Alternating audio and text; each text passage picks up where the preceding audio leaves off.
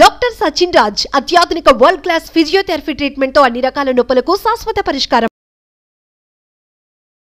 నమస్కారం ప్రియా చౌదరి గారు. నమస్తే. ఒక వ్యక్తితో వివాదం ముదురుతున్నప్పుడు ఇంకెక్కడితో ఆపేస్తే బాగుంటుంది అని అనుకునేటువంటి ఇండికేషన్స్ ఏ విధంగా ఉంటాయండి? అది ఎలా మనం గమనించుకోగలగాలి ముందే? ఎందుకంటే ఫ్రెండ్షిప్ ముదిరితే ఎక్స్పెక్టేషన్స్ పెరుగుతాయి, అది ఇంకోలాగా దారితీస్తుంది. భార్యాభర్తల్లో కూడా ఏదున్నా సరే అతిగా మించినా కూడా దాని పరిణామాలు తీవ్రంగానే ఉంటాయి. సో ఈ వివాదం అది వివాదం కిందకి మారుతున్నప్పుడే లేదు ఇది ఎక్కడో ఎక్స్ట్రీమ్ లెవెల్కి వెళ్ళిపోతుంది, దీన్ని ఆపితే బెటర్ అనేటువంటి ఇండికేషన్స్ని మనం ఏ విధంగా గుర్తించాలి ముందే? సింపుల్ నాగరాజు గారు, ఎదుటివాడు నోరు తెరవంగానే నువ్వు నోరు మూసుకొని కూర్చుంటే చాలు కదా, వివాదమే ఉండదు. తెలివైన వాడి లక్షణం అంతే. ఒక కథ ఉంది. సాధువు దగ్గరికి ఒక ఆవిడ వెళ్ళింది. రోజు ఇంట్లో గొడవలు తెగ కొట్లాడుకుంటున్నారు. నువ్వెంత అంటే నువ్వెంత, తమలపాకుతో నేను ఒకటి ఇస్తా అంటే పెళ్ళం తలుపు చెక్కతో నేను రెండు ఇస్తానని చెప్పేసి అని కొట్టుకు వస్తున్నారు. ఇక కాదని చెప్పేసి అని ఇసుగు పుట్టింది అనమాట. ఆ ఊళ్ళోకి ఒక సాధువు గారు వచ్చారు. సాధువు వచ్చిన తర్వాత ఆయన దగ్గరికి వెళ్ళి, వెనకటికి ఇవే కదా విషయం ఏంటంటే సంసారుల యొక్క కష్టాలని నష్టాలని సాధువులు తీర్చేవాళ్ళు. సన్యాసులకి పోయి చెప్పుకునేవాళ్ళు, వాళ్ళు తీర్చేవాళ్ళు అనమాట. ఓర్పుని ఓపికనే. సరే అని చెప్పి పాపం ఆ సన్యాసికి పోయి చెప్పుకుంది ఆవిడ, నా ఇంట్లో బాగా గొడవలు జరుగుతున్నాయి, ఏం చేయాలో నాకు అర్థం కావట్లేదు అని అంటే, వెరీ సింపుల్ అమ్మ అని చెప్పేసి అని పొట్లం ఇచ్చి, ఆ పొట్లంలో ఇంత విభూది వేసి పొట్లం కట్టి చేతికి ఇచ్చి, ఏం లేదమ్మా మీ ఆయన గొడవ మొదలు పెట్టంగానే ఈ విభూది నోట్లో వేసుకుని మీ ఆయన బయటికి వెళ్ళిపోయేదాకా నోరు తెరవమాక, మంత్రంలాగా పనిచేస్తుంది అని చెప్పి, ఇదే మంత్రం అని చెప్పాడంట. అనగానే స్వామి అసలు మా ఆయన నోరు మూసేస్తాడా ఇది నేను వేసుకోగానే అంటే, ఇది వేసుకొని నోరు తెరవడం అనేది చేయకు, తెరిచావు దీని పవర్ పోతుంది, తెరిచావంటే దీని పవర్ పోతుంది, చూడు 3 రోజులు నువ్వు నేను చెప్పింది వింటే ఎంత అద్భుతంగా విభూతి పనిచేస్తుందో చూడు, ఈ మా తంత్రం ఎంత బాగా పనిచేస్తుందో చూడు, ఇదే నేను నీకు ఇచ్చే తంత్రం పో అన్నాడు. అనగానే ఆవిడ ఇంకేముంది అబ్బా అసలు నా మీద ప్రేమతోటి అసలు ఈ రోజు నుంచి గొడవలే పోతాయి, ఎందుకు వచ్చింది, నేను అసలు మా ఆయన మీద కసి తీర్చుకుంటాను, తంత్రంతో మా ఆయన్ని లొంగ తీసుకుంటానని చెప్పాడు కదా ఆయన. ఆ మాట కూడా చెప్తాడు, మీ ఆయన నీ లొంగి ఉంటాడు చూడు అని చెప్పేసి అని. సరే అని చెప్పేసి అని వెళ్ళింది. మొగుడు మామూలుగా రానే వచ్చాడు, యాజ్ యూజువల్గా రాగానే ఏంటే అని అడిగాడు. అనగానే అమ్మ లొంగ తీసుకోవాలి కదా అంటే, నోరు మూసుకోవాలంటే భార్య కదా, నోరు ఎట్ట మూసుకుంటుంది, నోరు తెరిచేదే భార్య, మూసుకునేది కాదు, అరిచేవాడు భర్త, నోరు తెరిచేది భార్య. కాబట్టి ఎక్కడున్నావే కాఫీ తీసురా అది ఇది అని అనగానే గబా గబా వెళ్ళిపోయి ముందు వంటగదిలో కంటే ముందు దేవుడు గూట్లోకి వెళ్ళి గబగబా ఆ సన్యాసి గారు ఇచ్చినటువంటి విభూతి నోట్లో వేసేసుకుని గమ్మన కూర్చుంది. నీ సంగతి చెప్తానండి, ఇది చూడు నీ మీద ఎలాంటి ప్రభావం చూపిస్తా అని చెప్పేసి అని సయాకి వెళ్ళిపోయి పొయ్యి ముందు కూర్చొని కాఫీ పెడతా ఉంది. మొగుడు వచ్చాడని తెలీదా, అది లేదా ఇది లేదా, డామ్ డూమ్ డుస్క్ అని చెప్పేసి అరిచి అరిచి అరిచి అరుస్తానే ఉన్నాడు. ఈవిడ ఏంటిది అయ్యగారి మంత్రం పనిచేస్తుందా పనిచేస్తుందా పనిచేస్తుందా, అయ్యుడికి లోపల కోపం వస్తూ ఉంది. కానీ ఆయన ఏం చెప్పాడు, 3 రోజులు 3 రోజులు అసలు నువ్వు నోరు తెరవద్దు, ఆ తర్వాత చూడు నీ కాళ్ళ దగ్గర ఉంటాడని చెప్పాడు. అసలు 3 రోజులు ఓపిక పడితే అసలు జీవితాంతం కాళ్ళ దగ్గర ఉంటాడు కదా ఈడు అని చెప్పేసి అని ఈ అమ్మ ఏం చేసింది, నరాలు తెగిపోతున్నాయి, అవతలు తిరుగుతుంటే నోరు తెరవకుండా ఉండలేనటువంటి పరిస్థితి. అయినా సరే వెంకి ఆసన వేసుకుంటూ కూర్చొని కాఫీ కలిపి ఇచ్చింది. ఇచ్చిన తర్వాత కాఫీ తాగుతా ఉన్నాడు. కాఫీ తాగిన తర్వాత ఆడ పెట్టాడు. మళ్ళీ తర్వాత మళ్ళీ చెడామడ నీళ్ళు పెట్టు, దీపమొహ వేసుకొని చూస్తామంటే నీళ్ళు తాగలే బాత్రూంలో అన్నాడు. అసలు మరీ విపరీతంగా కోపం వచ్చింది. అయినా సరే ఓర్చుకుంది, వెళ్ళి నీళ్లు పెట్టింది, అన్నీ అయిపోయినాయి. చక్కగా గుడ్డలు అక్కడ పెట్టింది. బయటికి పోతున్నా, ఎప్పుడు వస్తానని మాత్రం అనమాక, వచ్చిన తర్వాత ఒక్క మాట మాట్లాడడం మర్యాదగా ఉండదని అన్నాడు. అనగానే గబాల్ని ఏదో మాట్లాడిపోయింది, చేతికి తుండేపోయింది, అది కింద పడింది, లాగిపెట్టి ఒకటి కొట్టాడు. ఈ ఈవిడికి ఇక అసలు లోపల నుంచి కాళికాదేవి బయటకు వచ్చేసింది. కానీ సన్యాసి లోపల విభూతి రూపంలో తంత్రం ఇచ్చాడు కదా, ఆ విభూతి ఇవ్వగానే కాళికాదేవి లోపల మాయమైపోయింది అనమాట. అలాగే నుంచొని కూర్చోరంతే, దవడ మీద ఒక్కడు పీకాడు, వెళ్ళిపోయాడు బయటికి. వెళ్ళిపోయిన తర్వాత పాపం అయ్యగారు బయటకు వెళ్ళారు, పంచాయతీలో కూర్చొని ఉన్న కాడి నుంచి ఈయనకి ఇంటి మీదే జాస వెళ్ళిపోయింది. అరే దీన్ని ఇన్ని తిట్టాను, ఒక్క నోరెత్తలేదు, అనవసరంగా కొట్టొచ్చాను దీన్ని, రోజు చేయి చేసుకుంటున్నానే నేను, ఇదే ఒక్క నోరు కూడా ఎత్తలేదు, పిచ్చిముండా ఇన్ని అరుపులు అరిసి వచ్చానే, ఒక్క మాట అన్నా నన్ను మాట్లాడలేదు. ఎందుకంటే రోజు తిరిగి ఈయన తవలపాకులు ఇస్తే ఆవిడ తలుపు చెక్కతో ఇచ్చేది కదా, అందుకని అరే ఈ తలుపు చెక్కతో ఇచ్చినా కూడా తవలపాకుతో కూడా ఇవ్వలేదు. అందుకని ఏందా అని వాడు తెగారి చేసి చిచ్చి లేదు ఇవాళ ఇంటికి వెళ్ళంగానే మా ఆవిడకి సారీ చెప్పాలి నేను అని చెప్పేసి అని ఏం చేశాడు, ఇంటికి వచ్చాడు. ఇంటికి రాగానే మొగుడు వచ్చాడు కదా, మళ్ళీ వస్తుంది కదా విభూతి పొట్లం పక్కన పెట్టుకుంది, మళ్ళీ రోజు షురూ కదా కొట్లాట. ఆయన ఏమన్నాడు, నీ అంతటా నువ్వు నోరు తెరవద్దు, నీ మొగుడు నోరు తెరిస్తే మాత్రం ఇది వేసుకో అన్నాడు. అది ఆయన చెప్పినటువంటి రెమెడీ. అనగానే తలుపు తీసింది. తలుపు తీయగానే ఎందుకన్నా మంచిదిలే ఏమన్నా అంటాడు నా నోరు వస్తాను, ముందే విభూతి నోట వేసుకొని ఉంచుంది. నించొని తలుపు తీసింది. తలుపు తీయగానే లోపల రాగానే ఎరా అన్నం తిన్నావా అని అడిగాడు. అనగానే ఒక్కసారి గుండె జల్లుమంది అనమాట భార్యకి. రోజునేమో ఏమే దరిద్రపుండా అన్నం పెట్టవా, ఏం దెబ్బ మొహం వేసుకుని చూస్తున్నావు, అది ఇది డామ్ డూమ్ డూసుకొని ఈగో చూపించేవాడు, యారా నీకు అన్నం పెట్టాలో వండింది కాక తింటే తిని ఉంటే అని చెప్పేసి ఈవిడ వేసుకునేది గొడవ. ఏం జరగలేదని ఎరా అన్నం తిన్నావా అని అనగానే అమ్మా సాధువు గారు ఇచ్చినటువంటి విభూద మజాక ఎంత పని చేసిందని ఇలా అందనమాట. అనగానే రారా తిందాం అని చెప్పి కూర్చోపెట్టుకొని ఒకే పళ్ళలో కలిపి భార్యకి భోజనం పెట్టాడు. ఎంత మానసికంగా ఎంత ఎలా గాల్లోకి ఆవిడ అలా లేచిందనమాట. ఆ విభూది అలా లేపింది ఆవిడని గాల్లోకి మనస్సుతో సహా అనమాట. అసలు అలా మేఘాల్లో తేలిపోయింది ఆవిడ. అక్కడేమన్నా కూర్చుందో అక్కడి నుంచి మేఘాల్లోకి వెళ్ళింది. ఆ భర్త ప్రేమను తట్టుకోలేకపోయింది, తట్టుకుని ఎంజాయ్ చేసింది. ఆ తర్వాత మళ్ళీ అబ్బా ఒక్క రోజుకే ఇంత పని చేసిందా అని చెప్పి మరుసటి రోజు ఏం చేసింది, బ్రష్ చేసుకోగానే ముందు ఆ విభూతిని ఒట్ట వేసుకుని కూర్చుంది. ఆ తర్వాత మళ్ళీ యాజ్ ఇట్ ఈస్గా ఆయన మాట్లాడదలుచుకునే మాట్లాడాడు. ఈవిడ నోరెత్తలేదు, ఎందుకంటే నోరు తెరవద్దు, మంత్రం పోతుంది, తంత్రం మహిమ పోతుంది, విభూతి మహిమ పోతుంది, ఆయన చేసినటువంటి ఇది పోతుంది కాబట్టి నోరెత్తలేదు. అది సెకండ్ డే కూడా అదే జరిగింది, అదే కొట్లాట జరిగింది, ఆయన అదే మాట్లాడాడు. కాకపోతే మొదటి రోజు జరిగిన ఉధృతి కంటే కొంచెం తక్కువ జరిగింది. మళ్ళీ ఈయన బయటికి వెళ్ళాడు, మళ్ళీ నలుగురితో ముచ్చట్లు పెట్టుకున్నాడు.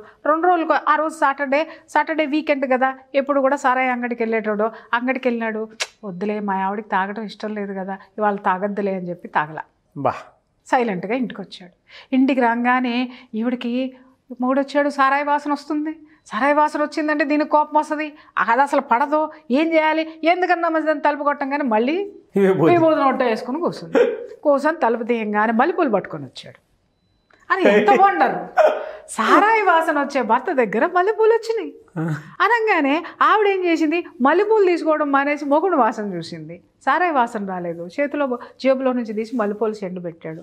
ఆనందం పూలల్లో తేలింది. అదే పువ్వు మల్లెపూల లెక్క ఆవిడ చాలా మనసు తేలిపోయింది అన్నమాట, సువాసనలతో నిండిపోయింది. అద్భుతంగా ఉంది. సన్యాసి గారికి అసలు శతకోటి దండాలు, అనంతకోటి కృతజ్ఞతలు చెప్పేసుకుంది. హ్యాపీగా గడిచిపోయింది. మూడో రోజు కూడా అబ్బా ఎంత బాగుంది, మూడో రోజు కూడా ఇదే చేద్దామని చెప్పేసి మళ్ళీ వేసుకుంది. మళ్ళీ బ్రష్ చేసుకోగానే ఈసారి ఏం చేసింది, బ్రష్ చేసుకుంది. స్నానం చేసిన తర్వాత ఆయన మాట్లాడడం మానేయలేదు కదా, అమ్మో ఎందుకన్నా మంచిది నాలో ఆవేశం వచ్చుద్దామని చెప్పి స్నానం చేసిన తర్వాత వేసుకుంది. లేదు విభూతి కాస్త పెట్టుకుంది, మొహాన్ని పెట్టుకుంది, ఇంకొంచెం నోట వేసుకొని కూర్చుంది. సరే మొగుడు ఆఫీస్కి పోతూ రోజు ఏం చేస్తావు, చచ్చిన సాయంత్రం ఎన్నింటికి వస్తావు అని అడిగి, ఈవిడ ఎన్నింటికి వస్తావు అని అడిగేది. అడగగానే నా ఇష్టం, నేను మగాడిని అడుగుతావా అని ఈయన అడిగేవాడు. వస్తారా సస్తే చావు, పెళ్ళాన్ని ఏమాత్రం అడగలేనా, నా హక్కులు నాకుంటాయని ఈవిడ ఈ హక్కులు బాధ్యతల గురించి ఈవిడ అడిగింది. అలాంటిది ఆవిడ అలా ద్వారం దగ్గరికి రాగానే సాయంత్రం త్వరగా వస్తాని అని చెప్పాడు అనమాట. మూడో రోజు ఎంత ఇది తవీజ్ మహిమ, విభూతి మహిమ, ఆవిడ వండర్స్ అనమాట. ఎంత వండర్ఫుల్గా ఉంది అసలు ఇది. ఏంటి నా భర్తలో ఇంత మార్పు, సన్యాసి గారు ఆయన ఎంత తపస్వి, ఆ తపస్సంతా నాకు దారబోసి విభూతిలో పోసి ఇచ్చినాడు, ఏందిరా బాబోయ్ అనేసి ఆ రోజు మళ్ళీ ఆయన చెప్పాడు, అమ్మ నేను మళ్ళీ 3 రోజుల తర్వాత మళ్ళీ పక్క ఊరికి వెళ్ళి వస్తాను, వచ్చినప్పుడు మళ్ళీ కలువు స్వామి. ఈ లోపుకు ముందే అడిగింది అనమాట, స్వామి 3 రోజుల తర్వాత మా ఆయన మారతాడా అని అంటే, 3 రోజుల తర్వాత నేను మళ్ళీ వస్తానమ్మా, మళ్ళీ వచ్చినప్పుడు కలిసి నాకేం జరిగిందనేది చెప్పు అని చెప్తాడు. ఆ రోజు మరి ఆయన వస్తాడు. సాయంత్రం గబగబా స్నానం చేసింది, అయ్యవారికి కాసిన 4 పళ్ళు తీసుకొని వెళ్ళింది, ఇచ్చింది. ఇచ్చిన తర్వాత మొక్కేసిక్క, స్వామి మీ తపస్సు మహిమ ఎంత గొప్పది స్వామి, అసలు ఏమన్నా ఉందా, అసలు మీ విభూది మహిమ ఏదన్నా జరిగిందా, అసలు నా జీవితంలో అద్భుతాలు జరిగిపోయినాయి, అసలు ఒక్క మాట నా భర్త ఎంత మారిపోయినాడో అని చెప్పేసి అని మాట మాట్లాడింది. అనగానే మళ్ళీ ఏం చేశాడు, ఇంకొక పొట్లం తీసి ఒక గుప్పెడు తీసి ఇచ్చి, అమ్మ ఈసారి 40 రోజులు చెయ్యి, ఇక జీవితాంతం నీ భర్త అలాగే పడుతుంది. ఆవిడ అలాగే తీసుకొని పోయింది. అలాగే తీసుకొని పోయిన తర్వాత మళ్ళీ 40 రోజుల్లో ఈలోపు భార్యాభర్తల మధ్య అనుబంధం పెరిగింది, అన్యోన్యత పెరిగింది, ప్రేమ అనురాగం అన్నీ వచ్చినాయి. 40 రోజులకు వస్తానన్నటువంటి ఆ సాధువు గారు మళ్ళీ తపస్సు చేసుకుంటానికి వెళ్ళి ఓ 2 సంవత్సరాలకు వచ్చాడు.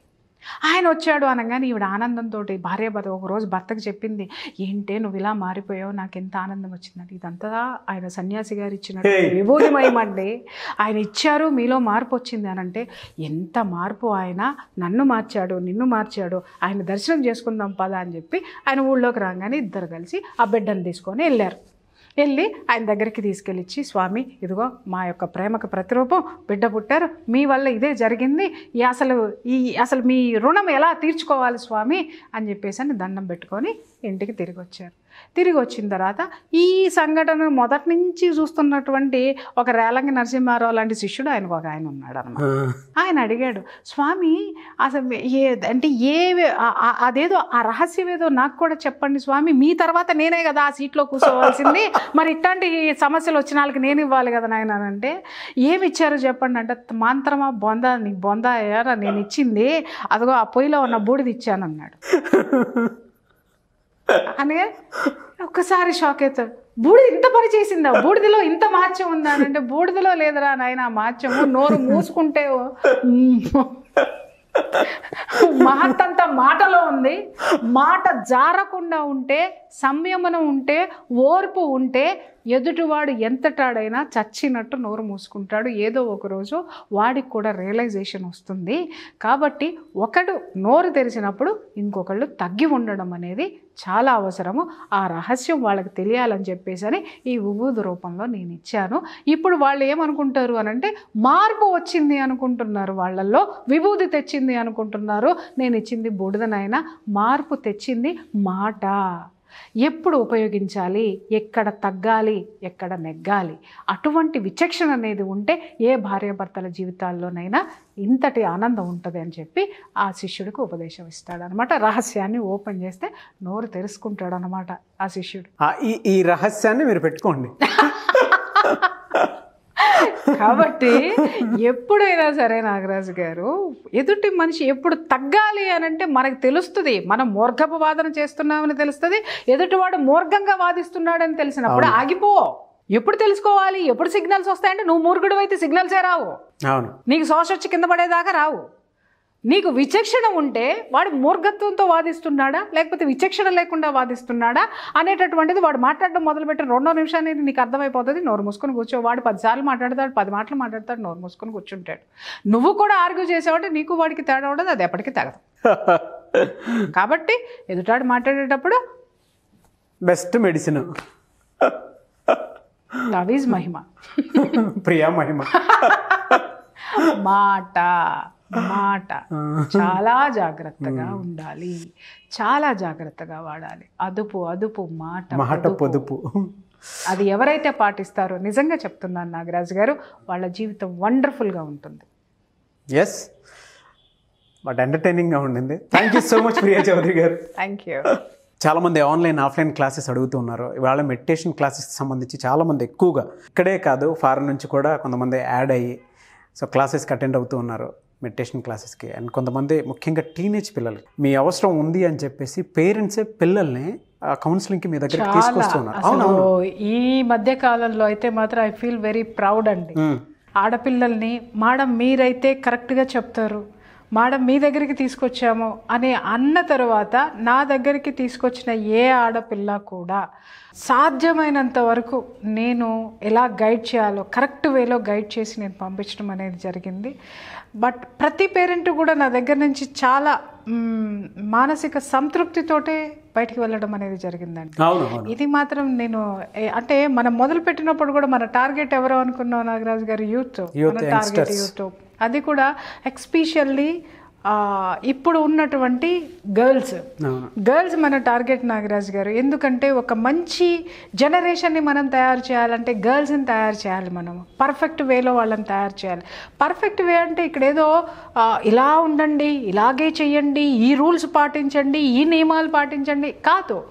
ఆత్మధైర్యము, ఆత్మవిశ్వాసము, తనకంటే ఒక గోల్, ఆ గోల్లో వచ్చేటటువంటి, ఆ గోల్ని రీచ్ అయ్యేటప్పుడు వచ్చేటటువంటి ఇబ్బందులు, వాటిని ఎలా ఓవర్కమ్ అవ్వాలి, ఆ ఓవర్కమ్ అవ్వడానికి తనకి ఏ విధమైనటువంటి అస్త్రశస్త్రాలు అవసరం అవుతాయి, ఎంత ఆత్మవిశ్వాసం అవసరం అవుతుంది, తన శక్తియుక్తులు ఏ విధంగా ఉపయోగించుకోవాలనేటటువంటి విషయాలన్నీ కూడా మనం 3 సంవత్సరాల కిందట మనం చర్చించుకున్నాం.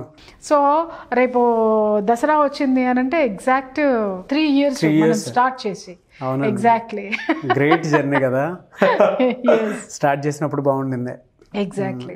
సో అప్పుడు ఏదైతే అనుకున్నామో ఈరోజు పేరెంట్స్ నాకు అంత బాధ్యతగా వాళ్ళని తీసుకొని వస్తుంటే ఐ ఫీల్ వెరీ ప్రౌడ్.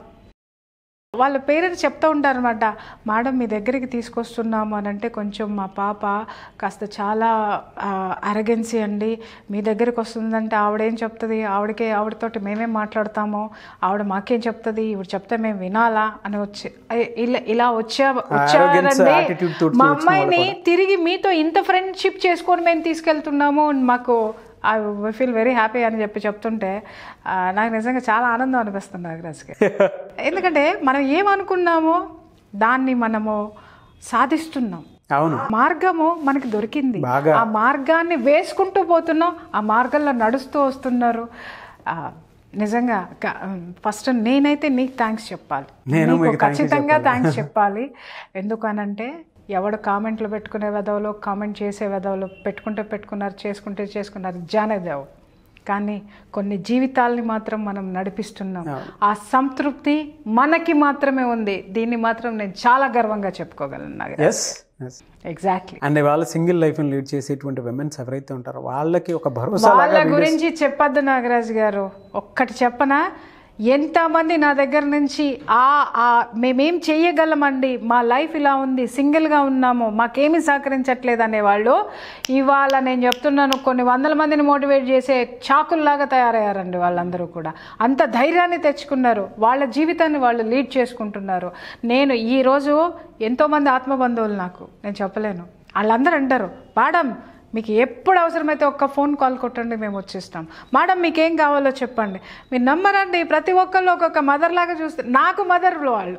ఈరోజు ఏ చిన్నది వచ్చినా కూడా అంత బాగా స్పందిస్తున్నారు.